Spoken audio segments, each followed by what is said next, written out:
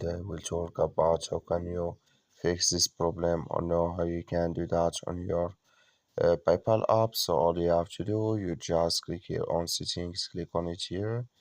When you just click here on settings, it's going to show for you this like this here. So then it's going to show for you like this. Then all you have to do now, so you just go down here, you keep going down here. When app show for you here, you click on it. Then when you click on apps, it's going to take you to this list. And here you're looking for PayPal app, or just click on search. Then here at PayPal app, it's going to show for you like this. Click on it. So then it's going to take you to this list here. Click on for stop. Then you click on OK. Then you go down, just click here on storage. Capture storage is here. Just click here on clear cache. Then all you have to do, you just restart your phone and start it again. Then it's going to work with you.